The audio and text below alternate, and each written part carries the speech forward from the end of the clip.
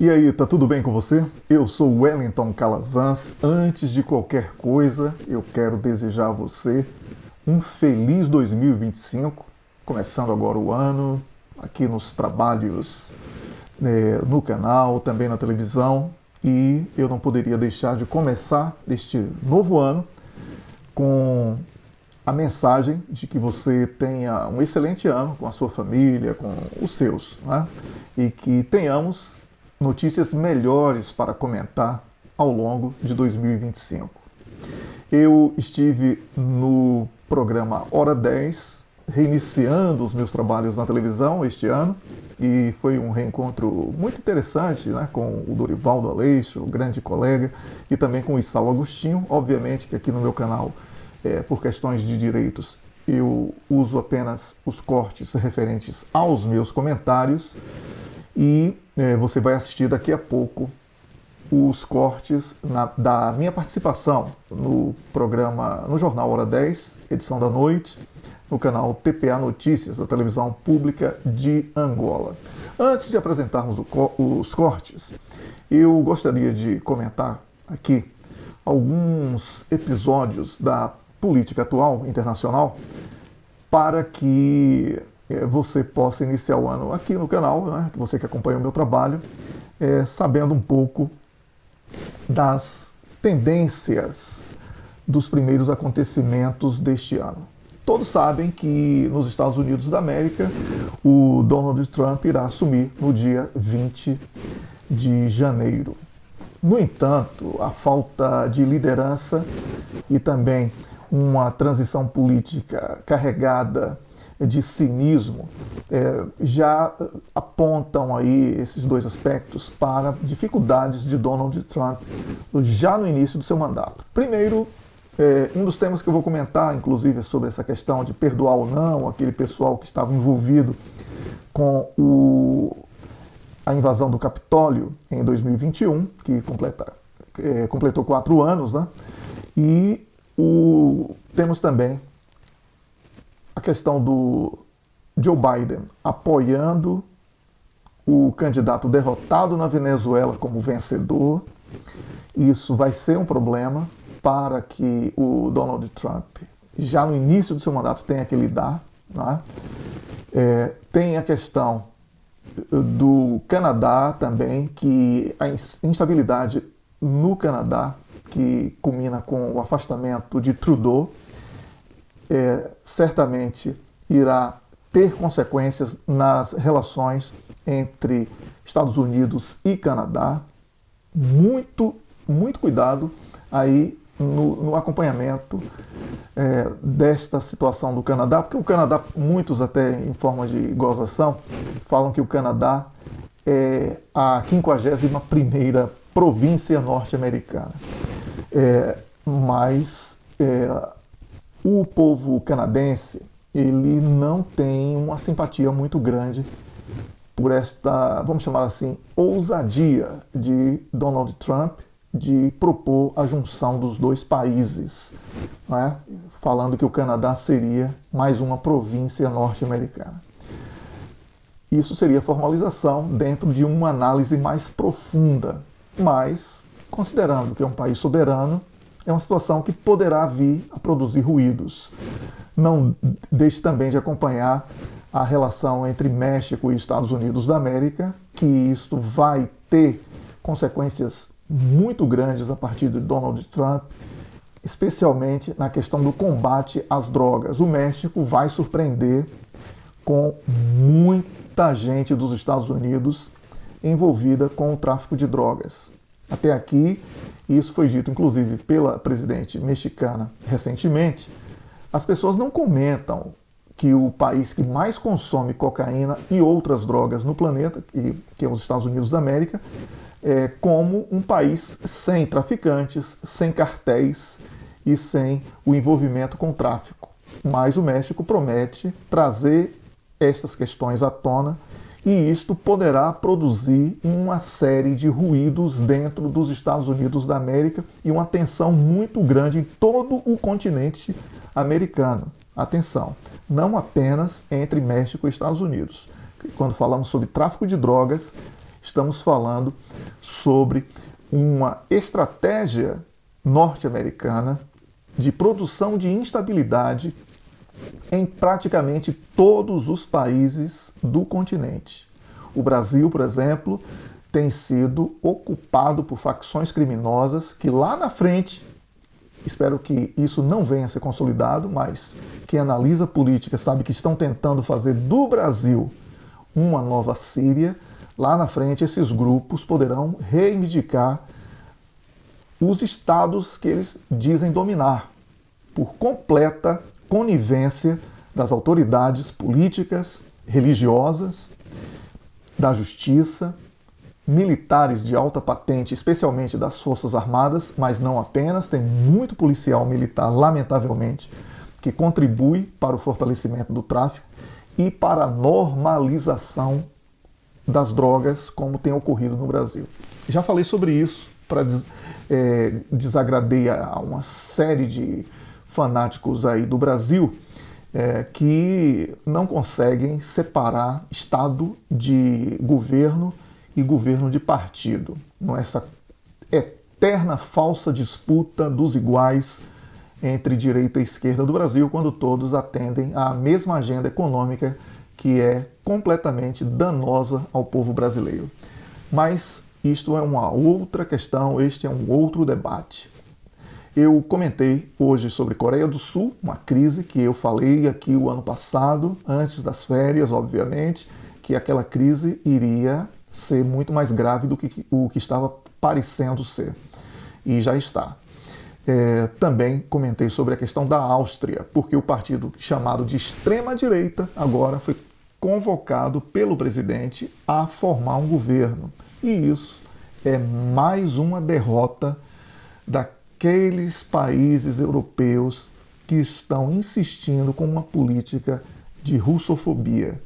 Então, praticamente todos os países começam, através de eleições, a ver uma rejeição a esta adesão europeia à agenda de Washington. Foi um dos temas também que eu comentei. Então eu fiz aí uma salada de temas para você ver que este ano de 2025 de tédio ninguém morre, né?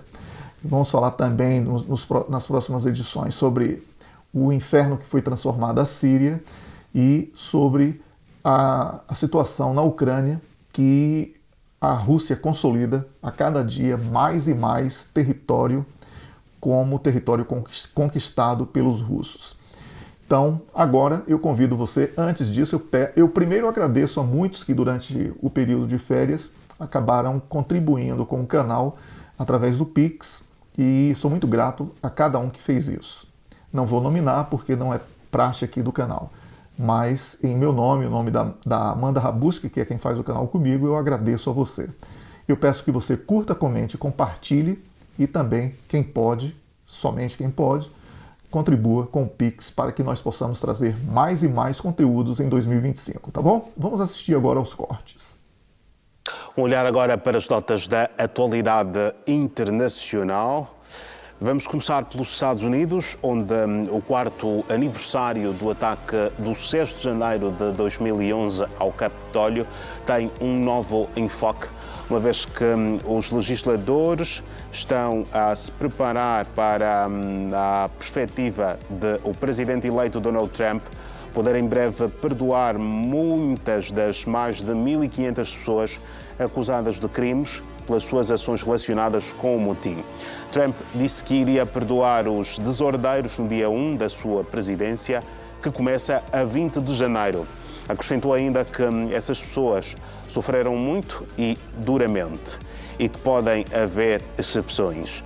A promessa de Trump feita durante a campanha para a Casa Branca está a ofuscar os eventos desta segunda-feira, com os legisladores reunidos para certificar uma eleição presidencial pela primeira vez desde 2021, quando os apoiantes de Trump invadiram o Capitólio e interromperam temporariamente a certificação de uma eleição que ele perdera para o democrata Joe Biden.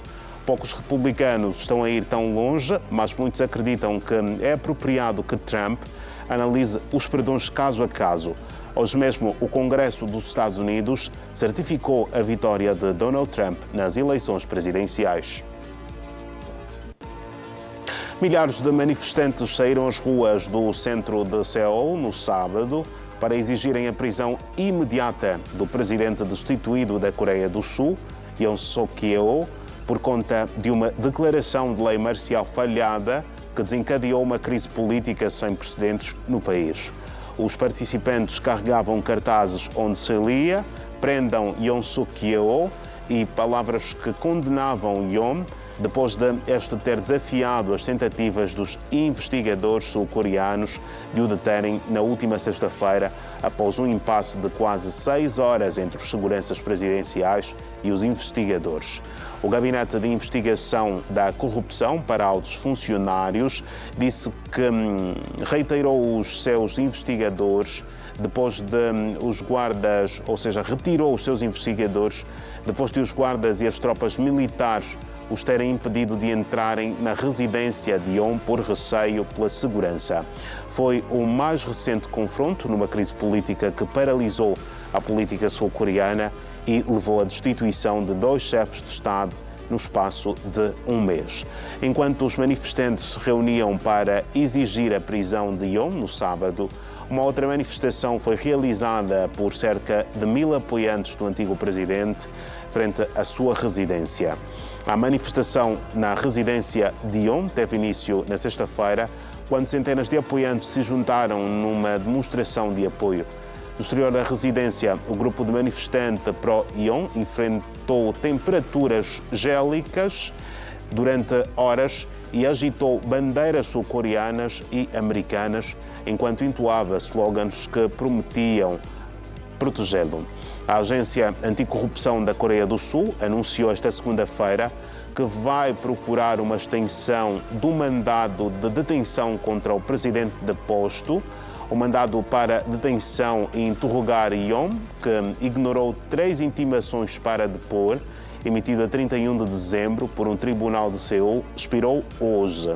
O Gabinete de Investigação de Corrupção entre altos funcionários públicos pediu à polícia que se encarregasse da detenção, dada a sua experiência na execução de mandados de detenção.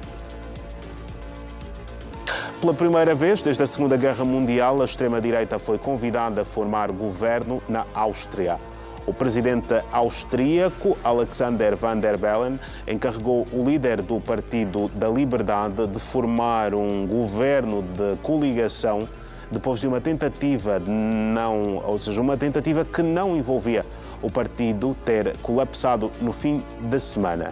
Segundo a agência Reuters, o pedido foi feito por um presidente que chegou a liderar os verdes de esquerda e que já chocou várias vezes com o referido líder e criticou o FPO.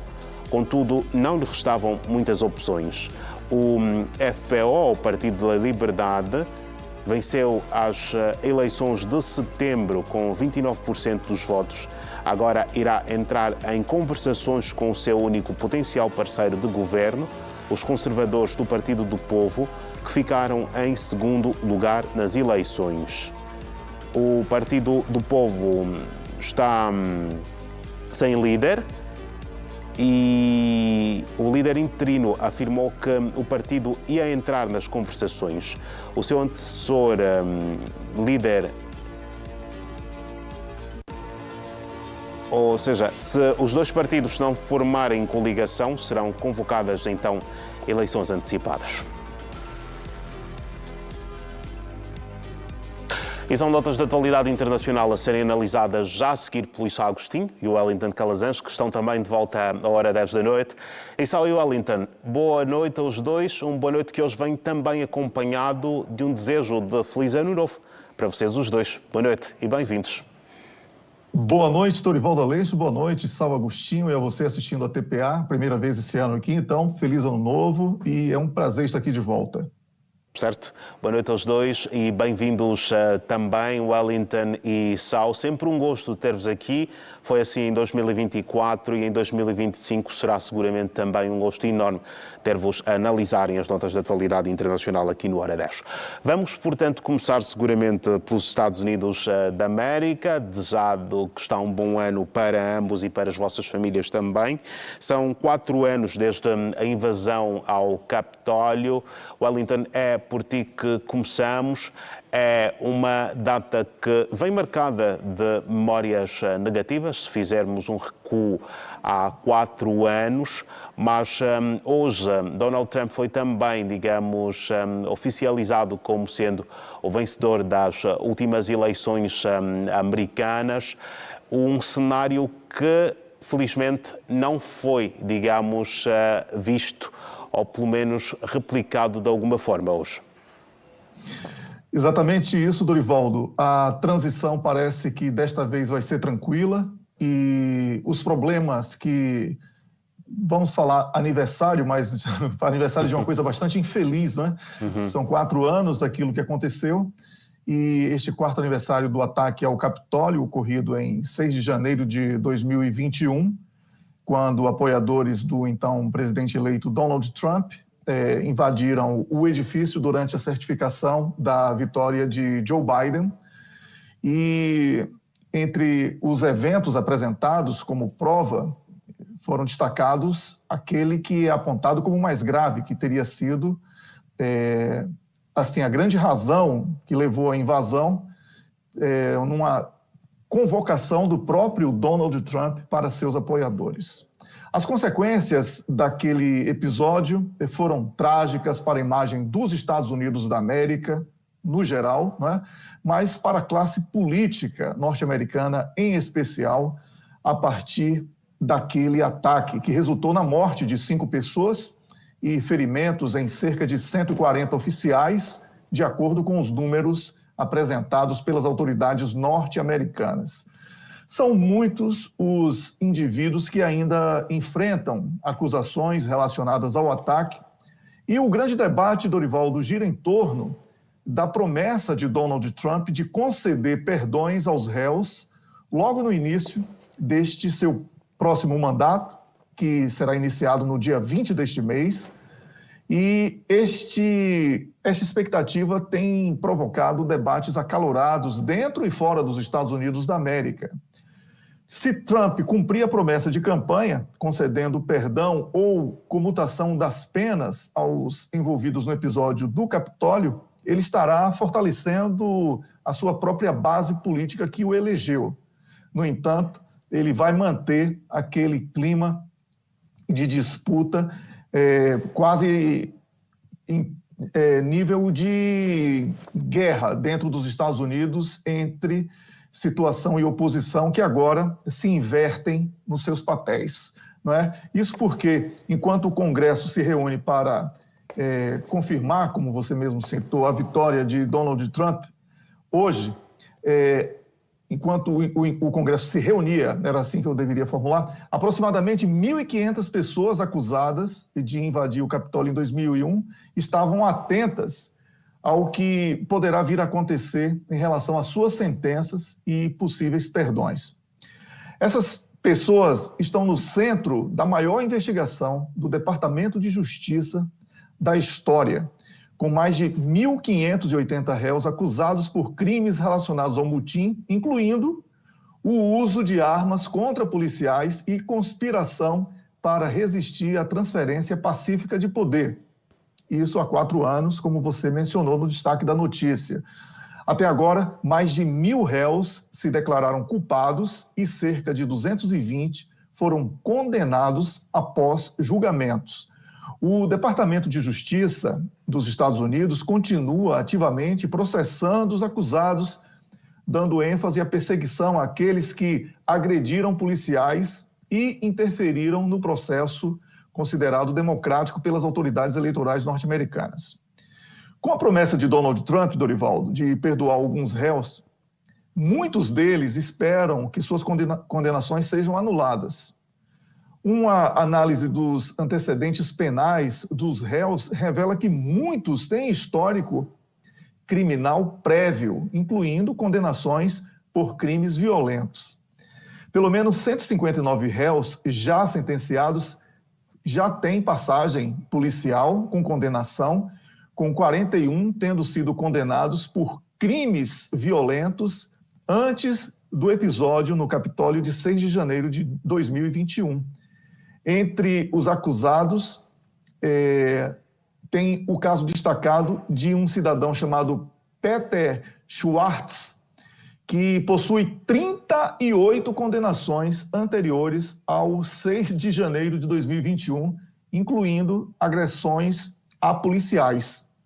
Trump expressou a sua intenção de perdoar os réus, como sabemos, embora tenha mencionado que algumas ações podem ter saído do controle, o que abre aí uma porta para que ele não dê um salvo-conduto, né, a todos os envolvidos, porque ficaria muito ruim para a relação dele com a justiça e também com o lado da sociedade norte-americana que não votou nele. Então, seria também uma espécie de negociação, né, entre Donald Trump e a sociedade norte-americana, e o sistema constitucional dos Estados Unidos permite que presidentes concedam perdões, e Donald Trump já fez promessas de examinar esses casos após assumir o cargo, embora seu plano exato ainda não tenha sido elaborado. Então, Dorivaldo, a expectativa gira muito em torno do cumprimento desta promessa de campanha de Donald Trump, e se isso vai acontecer logo no início do seu mandato ou não. A expectativa de quem está aí com medo, né, de uma condenação, ou que já foi condenado e com medo do cumprimento da pena, é muito grande, e com isso a imprensa norte-americana está eufórica, acompanhando a cada momento, cada movimento da justiça, da política ou das próprias pessoas envolvidas com aquele episódio do Capitólio no dia 6 de janeiro de 2021. É isso, Dorival. Certo, Wellington, muito obrigado pelo primeiro comentário aqui feito. Vamos para o segundo tema desta noite. Seguimos com Wellington. Wellington, há manifestações a acontecerem um pouco por toda a Coreia do Sul, algumas favoráveis, outras desfavoráveis, sobre esta provável ou potencial prisão do presidente sul-coreano deposto, mas gostaríamos também aqui de perceber contigo que impacto é que estas manifestações poderão vir a ter sobre o desfecho deste caso. Dorivaldo, como falávamos antes do nosso recesso, né, de fim de ano, esta crise política iniciada na Coreia do Sul no mês de dezembro, ela iria ser agravada diante da intolerância do povo sul-coreano em relação a atos que estejam fora das previsões constitucionais e legais. E foi isso que aconteceu, e por isso a Coreia do Sul enfrenta uma nuvem de incerteza política e também agora econômica após a declaração de lei marcial do presidente Yoon Suk-yeol em dezembro, né? Então a situação política atual da Coreia do Sul, ela veio com o impeachment do presidente, são 2 presidentes destituídos em poucos dias, né?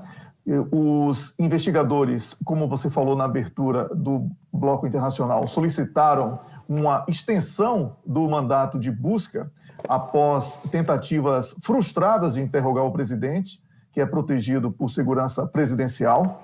A Assembleia Nacional Sul-Coreana, que é opositora, aprovou o impeachment, enquanto o Tribunal Constitucional vai decidir sobre a legalidade desse processo. A oposição busca acelerar a decisão judicial, né, para esclarecer rapidamente se as ações de Yoon eram constitucionais ou não. Investigadores sul-coreanos buscam a extensão deste mandado para interrogar o presidente, E, de acordo com a imprensa sul-coreana, as tentativas de executar o mandado já produziram o afastamento da guarda de proteção do presidente afastado, como também você mencionou na abertura. Bem, a oposição retirou as acusações de insurreição, visando simplificar os procedimentos da justiça, numa tentativa de acelerar o processo. E a oposição conta com esse apoio popular, que tem sido manifestado de maneira extremamente forte nos principais centros urbanos sul-coreanos, não é? E a opinião pública certamente poderá influenciar nas decisões políticas na Coreia do Sul, em meio a uma polarização que é crescente também por lá. Essa crise política na Coreia do Sul já impactou diretamente a economia do país, como eu falei na abertura, levando a uma instabilidade no mercado de ações e a desvalorização da moeda local, o won, fazendo com que investidores estrangeiros buscassem mercados mais seguros, o que é muito ruim neste momento para a Coreia do Sul, Dorivaldo, porque a situação ficou exacerbada com uma batalha política em curso que já reflete naquilo que, como sabemos, e porque estamos aqui sempre fazendo análise internacional, tem sido a grande razão de todas as instabilidades e guerras, que é a questão econômica. Então, o Partido Democrata da oposição clama por novas eleições e aumenta a pressão sobre o governo. Com isso, essa manifestação popular, ela ganha um sentido agora político e também de sobrevivência econômica. A incerteza é ampliada pela possibilidade do regresso de Donald Trump à presidência dos Estados Unidos, com exigências que irão tornar a situação econômica da Coreia do Sul mais vulnerável ainda, porque Donald Trump promete cobrar mais pela proteção das tropas norte-americanas. Então, temos aí uma previsão também de crescimento econômico da Coreia do Sul para 2025, que é baixo em relação aos últimos prognósticos, que vai ficar abaixo de 2%, porque as exportações cresceram muito pouco, especialmente depois dessa crise, e também esta guerra comercial que é prognosticada entre Estados Unidos da América e China, esta guerra pode trazer desafios ainda maiores para os sul-coreanos, que são muito dependentes de componentes chineses. Então, Dorivaldo, a crise na Coreia do Sul só está começando e teremos muito ao longo deste ano a comentar sobre o assunto. Certo.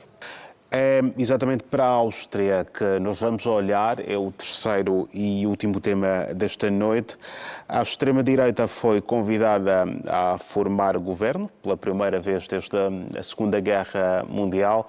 Eu falava já aqui na nossa nota introdutória, de forma muito resumida, sobre os antecedentes, digamos, deste passo que está aqui a ser dado, mas olhando para este cenário, era um passo inevitável?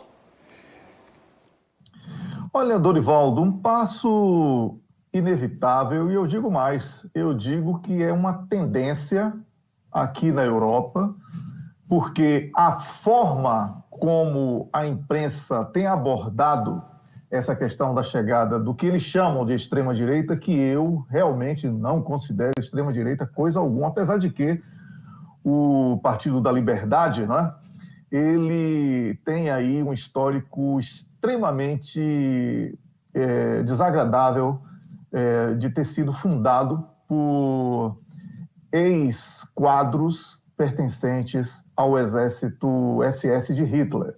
Então, não é um histórico assim que nos enche os olhos, né?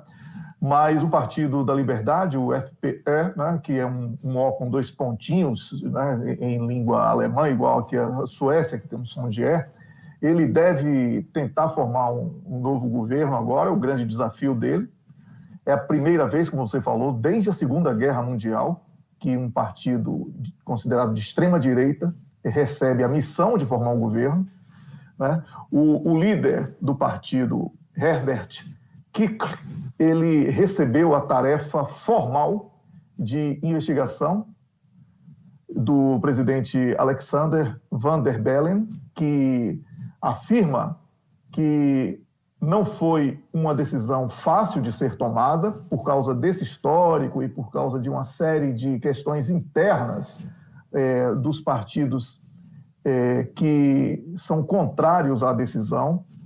E, segundo o presidente, o Herbert, ele tem certeza de que encontrará soluções sustentáveis nas negociações da coalizão e quer assumir essa responsabilidade. Bem, quando a Áustria foi às eleições em setembro, e também foi tema aqui o ano passado do nosso comentário, o Partido Popular ele venceu por pouco menos de 29% dos votos e ele venceu com mais de 29% dos votos, né?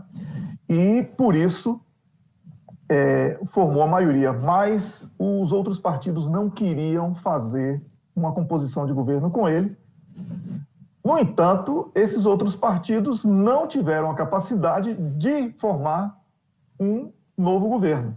Então, não tinha outra saída ao presidente que não fosse dar ao partido que obteve maioria a chance de formar um governo. Porque se isso não acontecer, Dorivaldo, o que vai ser forçado a ocorrer ali na Áustria vai ser a realização de novas eleições.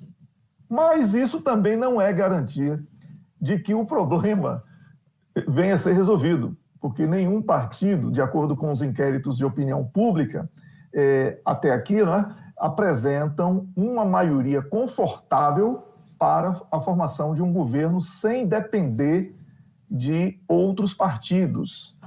Mas, como eu falei, que o fracasso dos partidos centristas na União Europeia, que estão chamando de ascensão da extrema-direita na União Europeia, já vimos aí no caso da Itália, onde o Isao Agostinho está, na Hungria, Eslováquia, a Alemanha parece que vai seguir este mesmo caminho. Na França, Emmanuel Macron, ele praticamente já governa com a sombra de Marine Le Pen. Sem o apoio dela, Macron não existiria como presidente.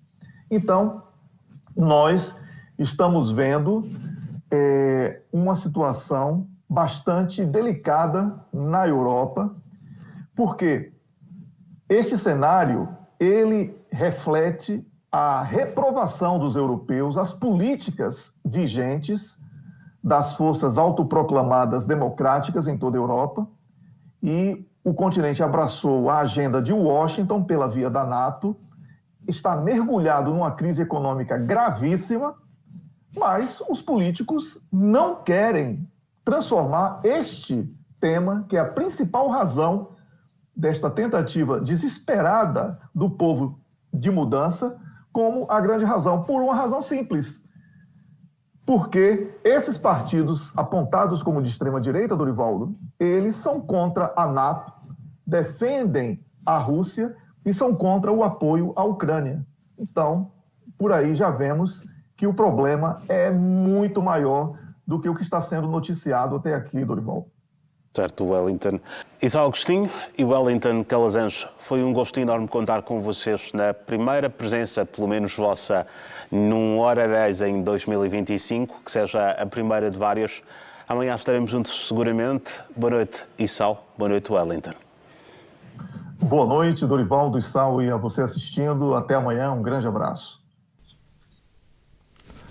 Você assistiu aos cortes do programa Hora 10, que é o jornal da edição da noite, que eu comento na televisão pública de Angola no canal de notícias, segundas e terças. E eu tive o prazer de apresentar aqui para você. Eu prometo voltar amanhã com mais um vídeo. Peço a você que curta, comente e compartilhe os nossos conteúdos para que possamos fortalecer o nosso trabalho. Eu também peço que quem pode contribua com o Pix para que possamos fortalecer ainda mais em conteúdos e outras novidades ao longo deste ano. Um grande abraço e estaremos juntos no próximo vídeo. Até lá!